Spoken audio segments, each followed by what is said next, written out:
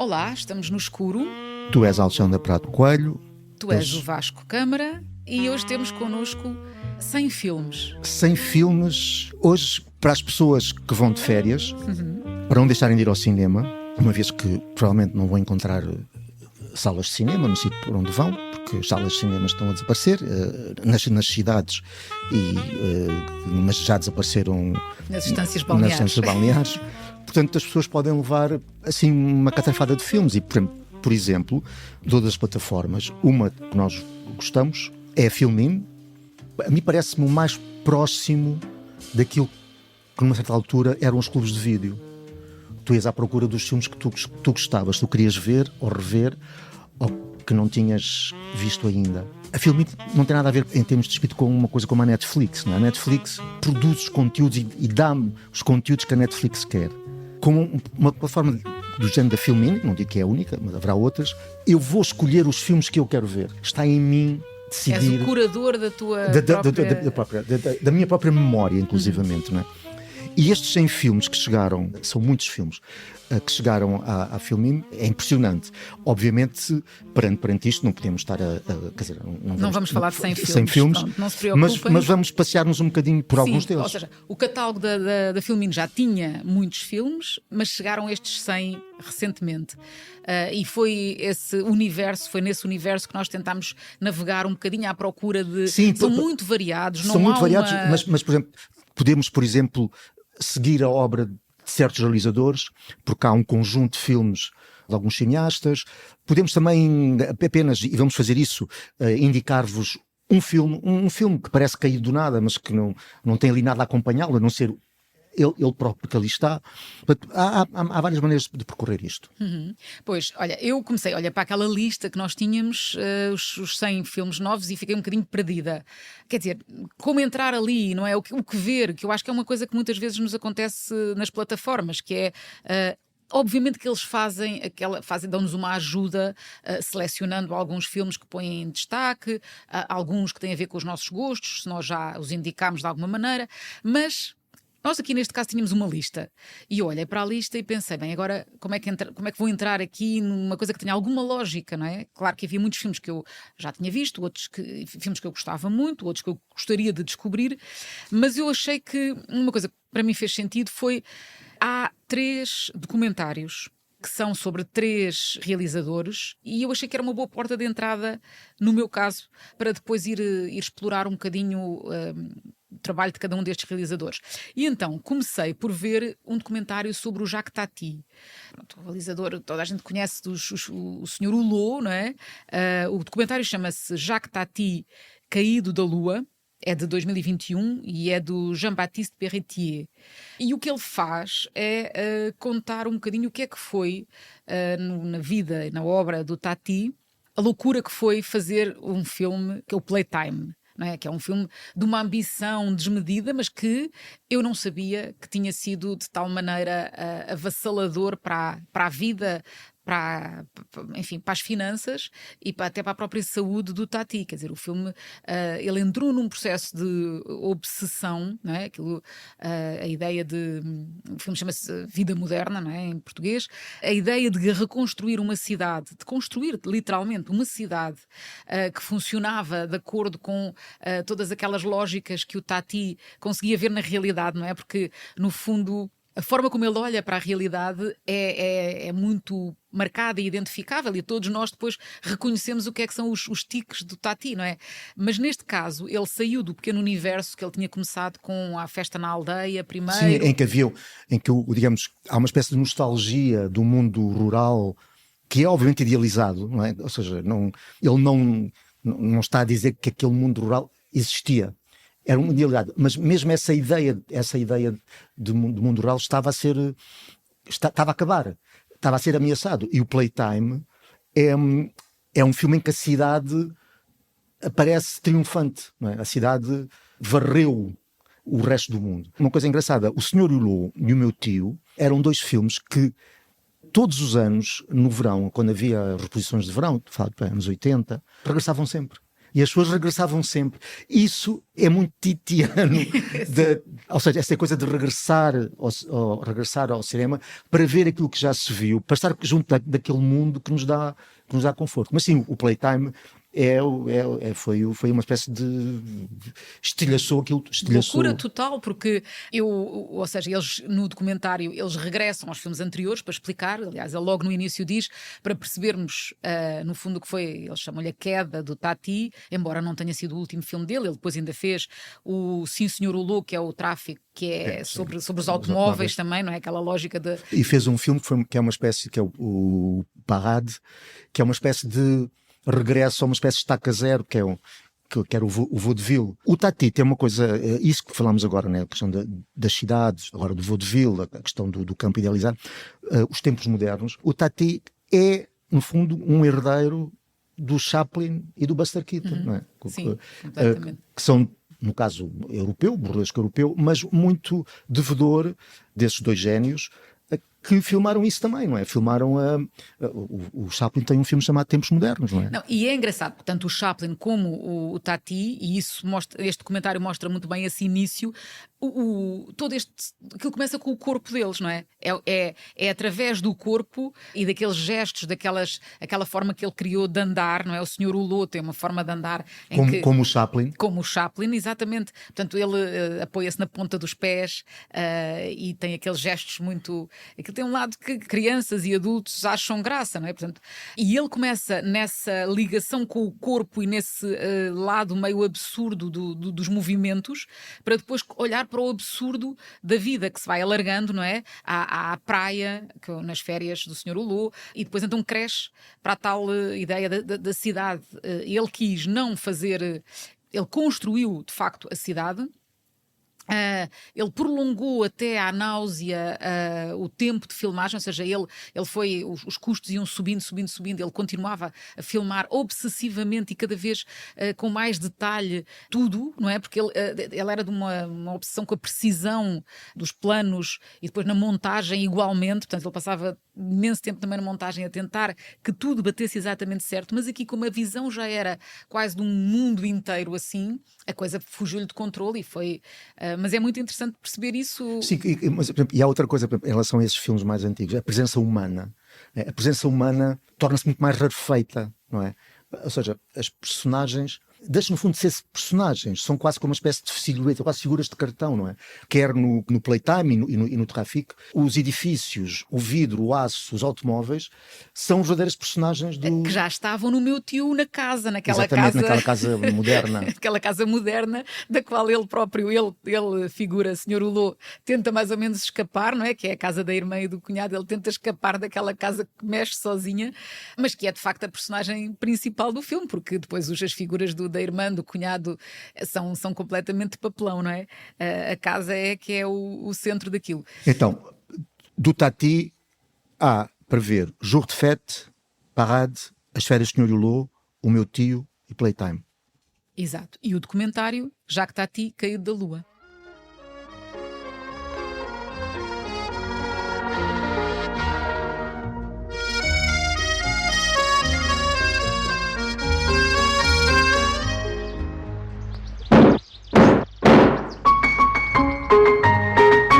E tu, Vasco, como é que entraste nesta lista dos 100 filmes? Olha, há várias maneiras de entrar, mas vou escolher aqui uma, porque acho que as pessoas podem estar menos familiarizadas. É uma coisa que quase que parece que vou tirar para o colo das pessoas.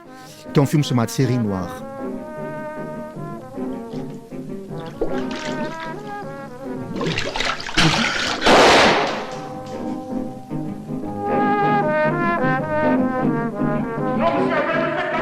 Um ator, Patrick Devers, um ator francês, nasceu em 47, morreu em 82, com 35 anos, suicidou-se. Estava em negociações e já em ensaios com o Claude Lelouch para interpretar o papel do pugilista Marcel Cerdan e a relação que o Marcel Cerdan teve com a Edith Piaf. E num dia que as pessoas todas recordam como um dia normal, em que ela almoçou com o realizador, foi para casa e disparou na cabeça, suicidou-se. Esse suicídio do Devers, as pessoas depois relacionaram muito, bom, há questões complicadas familiares da vida dele, uma relação, a descoberta muito tardia de que ele não era, ou seja, o pai dele não era o pai dos irmãos, portanto, algo que ele descobre muito mais tarde. Questão de drogas, embora, por exemplo, o Claude Lelouch diga que na altura em que ele se suicidou, ele não estava nada, estava completamente fora das drogas, o que também alguns dizem que isso o fragilizava ainda mais.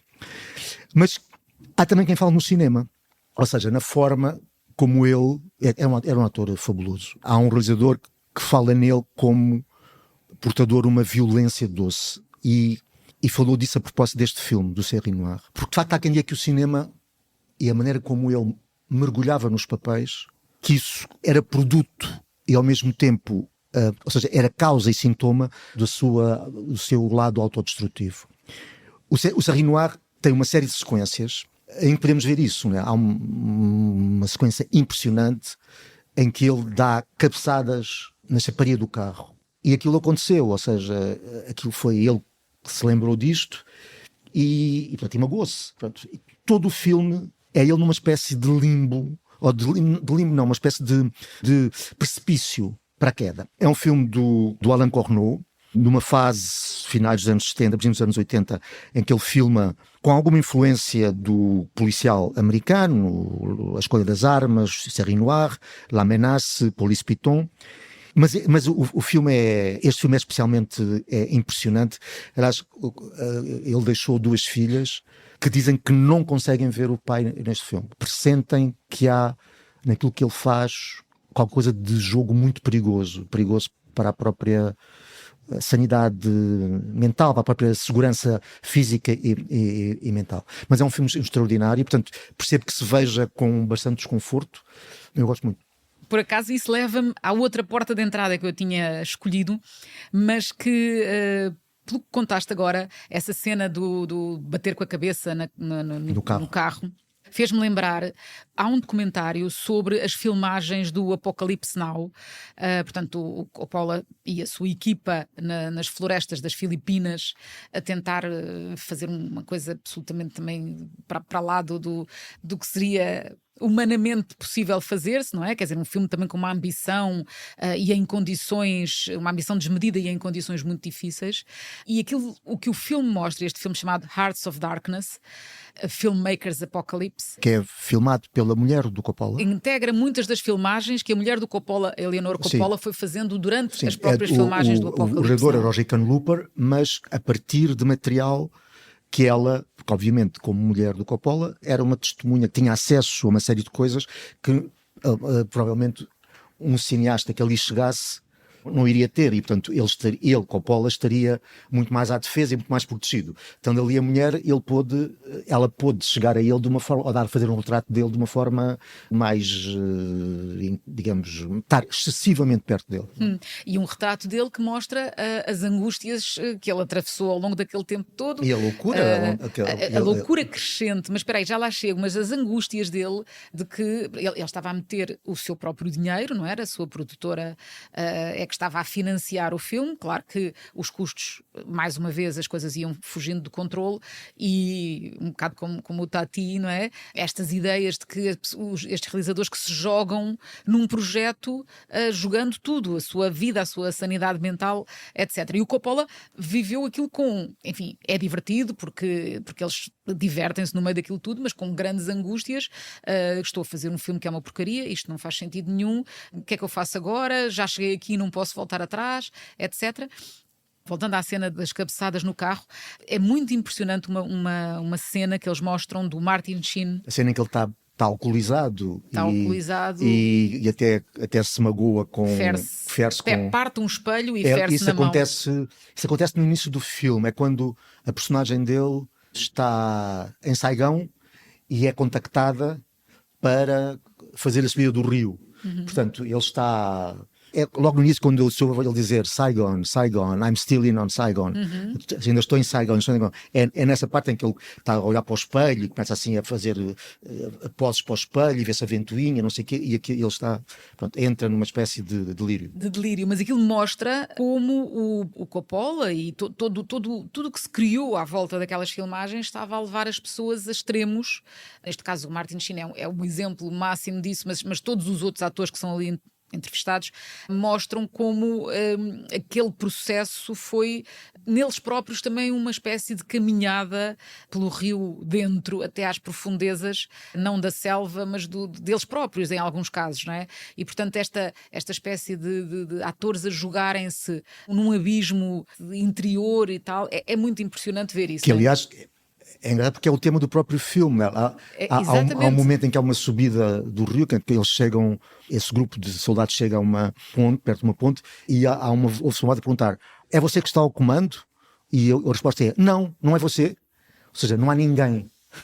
Não há ninguém. Portanto, há só a noite, os tiros e é o tema, assim, de facto. E há uma pergunta que o Martin Sheen faz ao Coppola a certa altura, que é sobre a personagem dele, o Willard, né? Quem é, ou o que é que o está a levar a...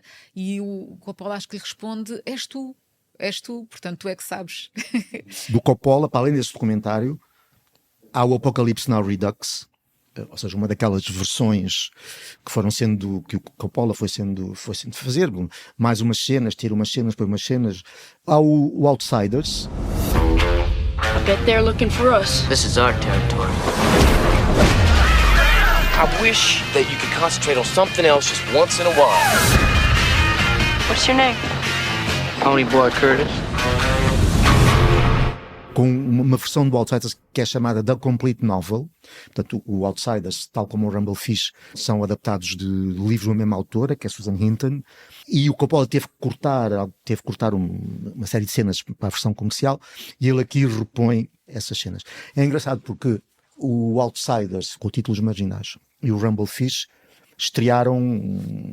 foram 2 filmes que ele rodou com a mesma equipa, no mesmo sítio, mas são filmes completamente diferentes. Um supostamente experimental, preto e branco, com algumas lives de cor, que era o Rumblefish, e o Outsiders, que tinha uma cor uma cor de Hollywood clássica.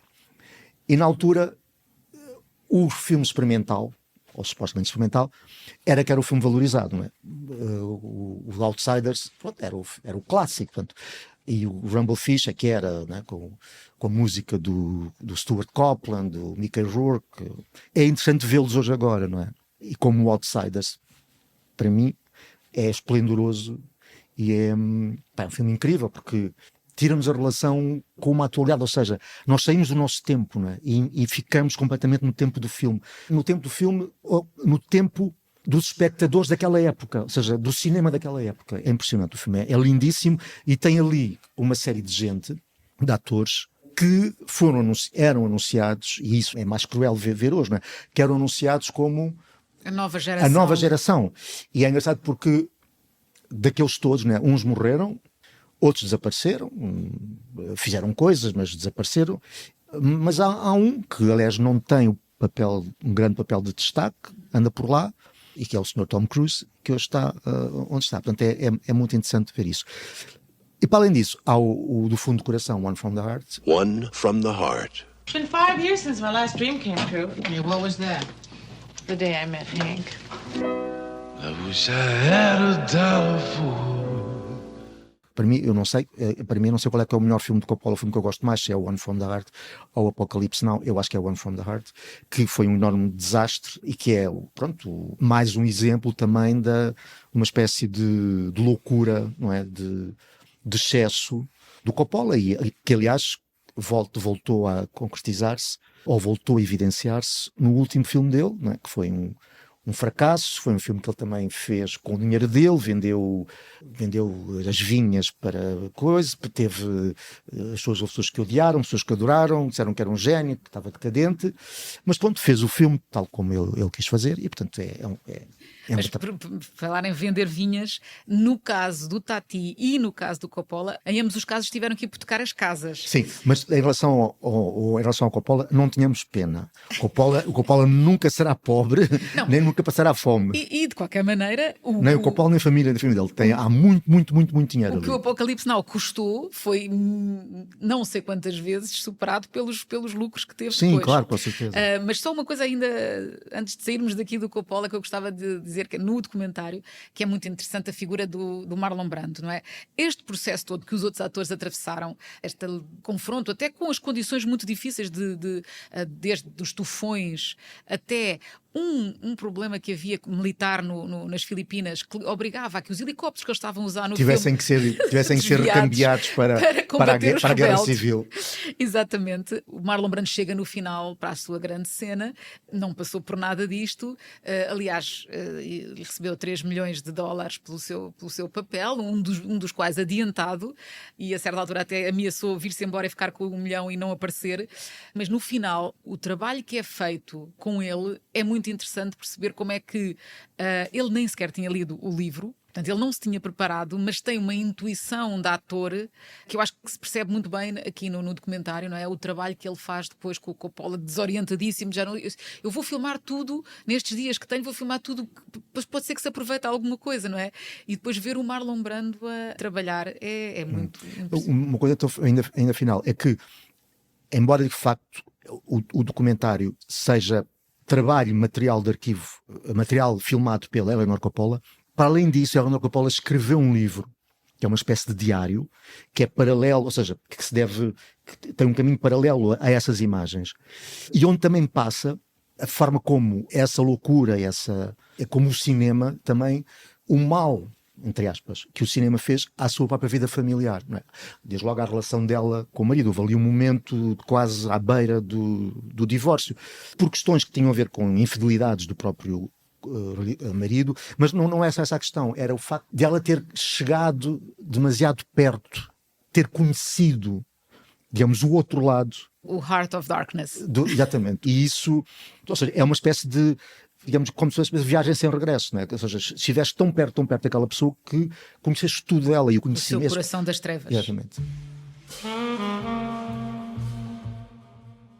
Je ne puis croire que les histoires dont les témoins se feraient égorger. Mais ces témoins-là, ont-ils seulement existé?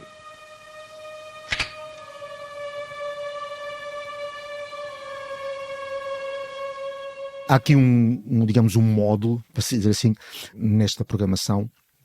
Jean-Pierre Melville, Bob Le Flambeur, O Círculo Vermelho, Un Flic e O Exército das Sombras. Tu viste O Exército das Sombras, não é? Vi. Tu disseste uma coisa quando nós estávamos a falar sobre isto, que tinha visto o filme e que é como se não conseguisses sair dali, não é? Não conseguisses sair do pé do filme.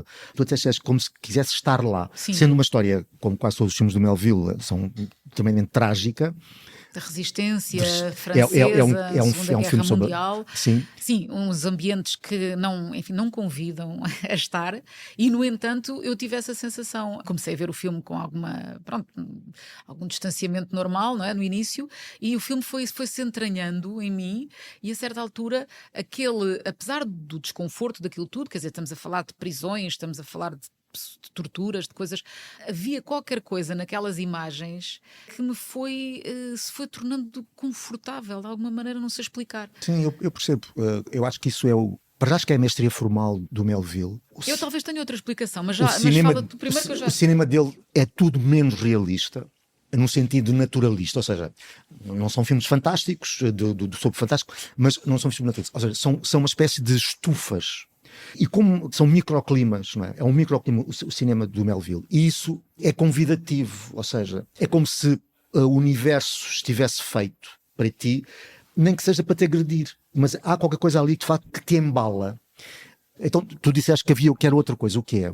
Eu fiquei a pensar se não seria, apesar todo esse formalismo, não é? Ou seja, o filme é muito trabalhado, as cores, os tons, não é? Há sempre ali entre os azuis, os cinzentos, é toda uma paleta cromática, mas ao mesmo tempo eu acho que há um lado profundamente humano naquelas personagens, não é? E se calhar é isso também que nos vai puxando, ou seja, às vezes sem grandes diálogos ou sem diálogos demasiado profundos sobre o que é que eles estão a passar ou a sentir. Eu acho que ele tem um trabalho com os atores incrível naquilo que ele consegue depois que eles transmitam. E todos eles são profundamente humanos, e há todas essas olhares e só o estar de algumas daquelas Sim, porque são personagens. sempre filmes muito silenciosos. São filmes sempre muito silenciosos.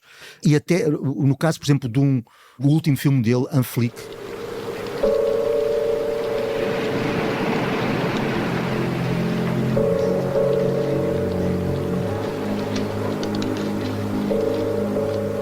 o título em português é Cai a Noite sobre a Cidade. A ação, digamos, é tão rarefeita que parece quase uma abstração, não é?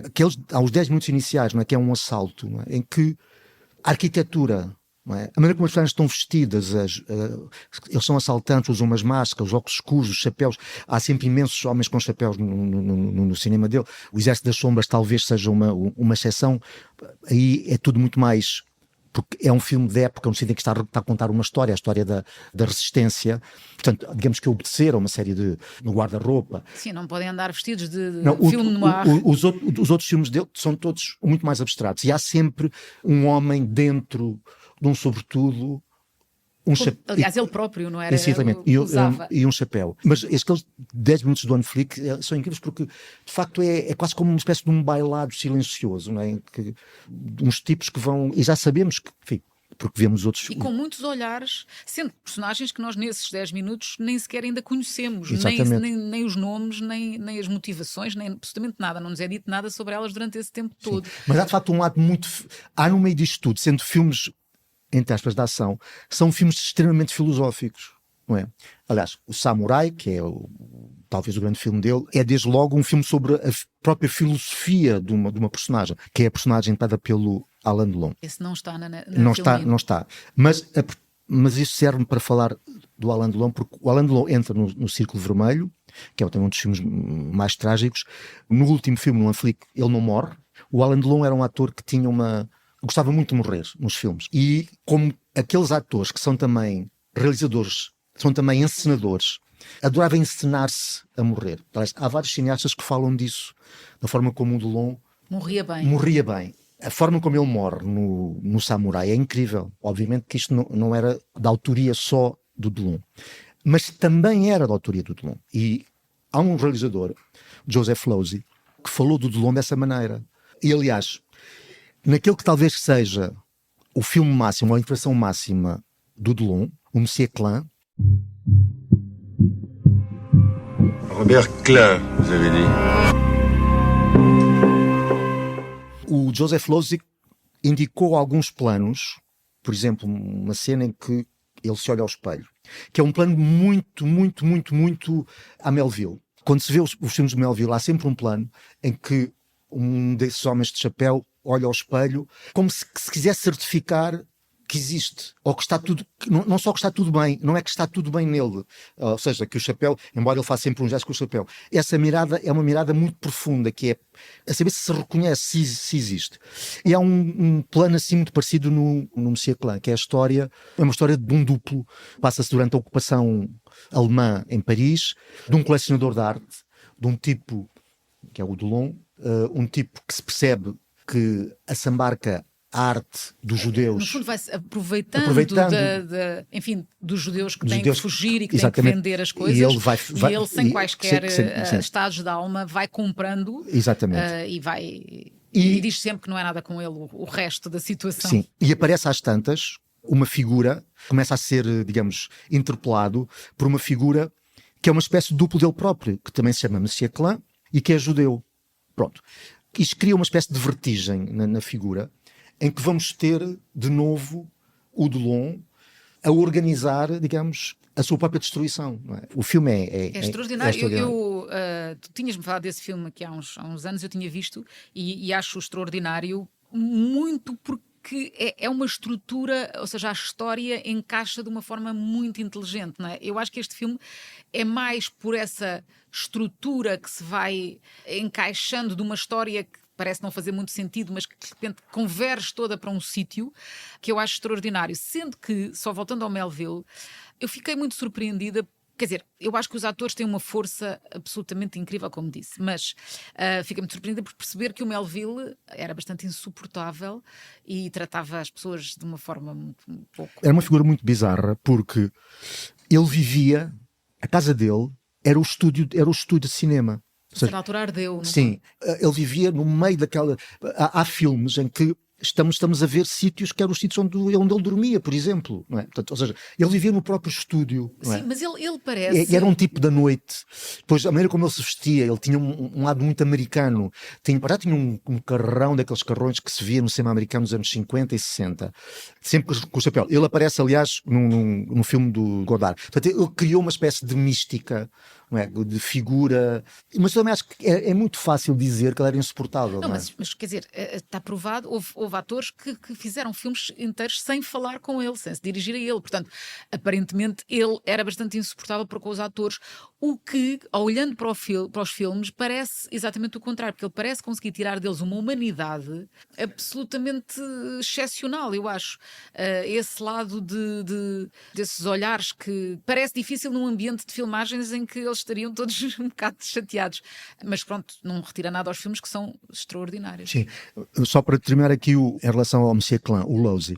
O Losey era um cineasta americano que teve de vir para a Europa, fugido, por causa da caça às bruxas. E foi na Europa, portanto, ele tem uma série de filmes, uns 4 ou 5 filmes feitos nos Estados Unidos, muito interessantes mesmo, algumas obras de filmes, mas muito ligados, ainda muito próximos de uma série B. E quando ele chega à Europa, ele torna-se numa espécie de símbolo do cinema europeu de prestígio. Ou seja, do cinema com atores, ele teve um período até que namorou, entre aspas, ali o casal Elizabeth Taylor e Richard Burton, com quem filmou, aliás, os seus piores filmes, mas ele trabalhou, assim, argumentos, vedetas, cinema de temas e figuração, assim, no limite do incómodo e da perturbação, filmes de escândalo, por exemplo.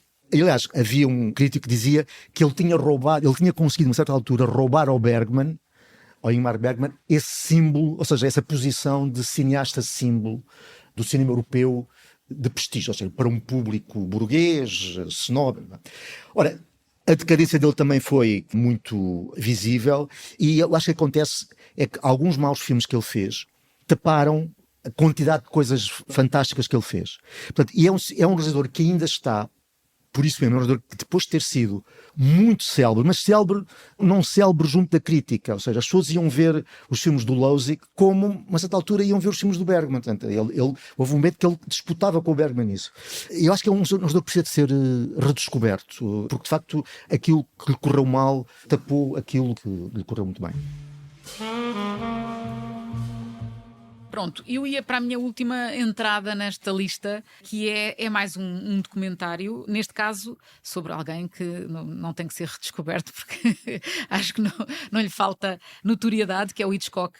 E o documentário chama-se Becoming Hitchcock: The Legacy of Blackmail. É um documentário de 2024. E é muito interessante porque ou seja, há muita coisa sobre o Hitchcock, nós já sabemos muito sobre a vida e a forma de trabalhar do Hitchcock, mas esta leitura que é feita neste documentário de um realizador que é o Laurent Bouzereau é a partir deste filme do Blackmail, que é um filme de 29, em que há uma transição. Portanto, o que ele diz é, nós falamos sempre dos mesmos filmes do Hitchcock, ou voltamos sempre aos mesmos filmes, mas este filme, que acontece ali na transição do mudo para o sonoro, e que não é dos primeiros filmes, porque já é o 10º filme que ele faz, é de 29, é neste filme que é facilmente identificável muitas das coisas que vão depois ser a marca do Hitchcock ao longo da sua carreira, desde das perseguições e da forma como ele filma as perseguições e da importância das perseguições no filme, seja nos grandes espaços, não é, da sala de leitura do Museu Britânico, que depois ele